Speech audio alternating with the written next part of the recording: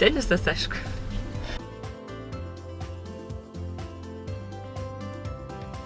Irgi tenisas. Kodėl? Todėl, kad turbūt kai pradedi, labai sunku sustoti. Ir tas azartas, o ypač kai esi azartiškas žmogus, tai pergalės tas toks jausmas, noras labai veda į priekį ir tas turbūt ir užkabina. Tai mes netgi taip ir darbe juokaujam, kad jeigu darbas pradeda trukdyti tenisui, tai reik mesti darbą.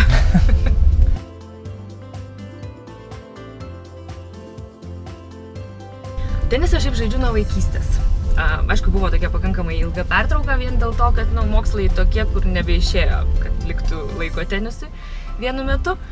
Tai iš tikrųjų tai yra turbūt jau paskutiniu metu ir tai gyvenimo būdas. Kad atrodo, jeigu savaitę nepažaidi, tai jau reikia dozės ir atėjus į teniso kortą ir kvapas, ir kamulio tas jausmas jau reikalingas yra. Tai manau, kad gyvenimo būdas iš esmės ir dabar net nebeįsivaizduoju be teniso laiko. Bet aš vaikystėje turbūt žaidžiau kokius gal metus ir 2. 3. gal 4. klasėje, dabar nebeatsimenu senokai. Tada paskui po universiteto irgi šiek tiek ir va dabar jau turbūt kokius 7 metus taip labai intensyviai, beveik kiekvieną dieną.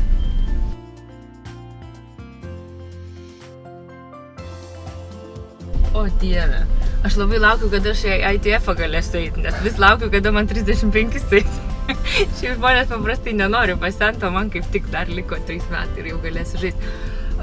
Nežinau, iš tikrųjų, jeigu tarp visų, kiek ten 7 milijardai dabar iš viso, kiek žaidžiančių, turbūt pirmam 10-tuke, tai prasme viso... Pirmam 10%? Jo, pirmam 10%. Tai apie 7 milijonus.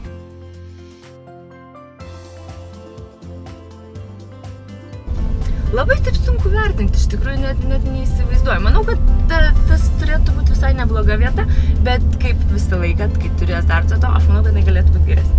Tai apie kokį skaičių kalbam? Skaičius nežinau, žinokit, man su matematika, medikam niekada nebuvo labai gerai. Tai manau, kad pakankamai gerai save įvertinčiau, bet norėtųsi visada geriau. Aš galvojau, kad odontologai turėtų gan tikslų žmonės. Ne, iki 32 mokas skaičiuoti ir viskas. Tai 32 vietą nepretenduoju.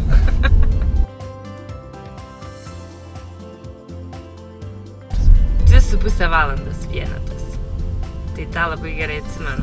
Ir atsimenu ir su kuo žaidžiau ir kad išėjau Bordo. Bordo iš pykčio?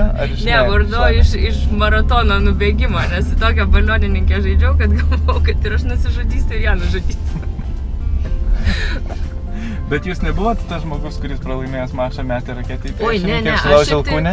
Aš pakankamai stabili šiaip tenise būnu. Tai man su mėtimu raketėm ir rusiškais keiksmažodžiais man nebūna šitų.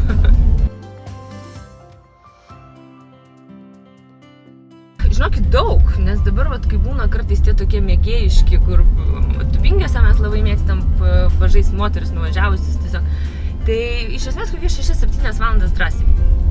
Tokį, jeigu su šampaniuko dar pertraukom, tai galima ir daugiau.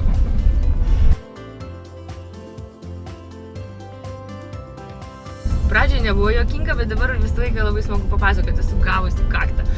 Tai nuo vyro, bet ne savo.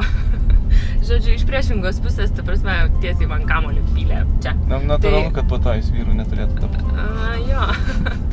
Tai mes dabar visą laiką juokiamės su mano partneriam, kurios mėgstam mušti žmogų, tai sakau, kai būna chirurgai, sako, kad gali taikyti nuo čia iki čia, nesutvarkysiu, tai pas mus zona yra čia. Aš irgi sutvarkysiu.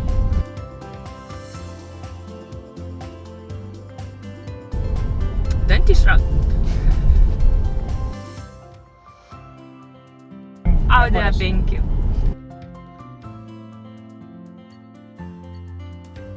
Mano pirmas turbūt golfas buvo, dabar net neatsimenu, ar 2 ar 3, bet žodžiu, jisai į galą jau savo karjeros, tai būdavo taip, kad užsikuri ir antifrizo dūmai eina į vidų, tai žiemą reikia atidaryti visus langus, kad jie išeitų ir tada gali važiuoti.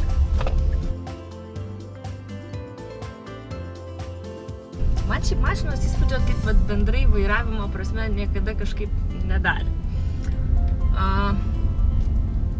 Tai net nežinau. Žinokit, net nežinau. Šiaip nesu ypač daug ko vairavus, labai patenkinta esu, ką dabar turiu.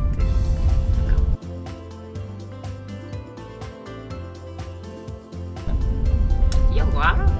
Vakar kaip tik kalbėjom apie raudoną, neatsimenu kokį, bet žodžiu labai seną ir ten, kuris garsas yra geriausias iš visų mašinų, kokią gali skleisti. Tai turbūt tokį.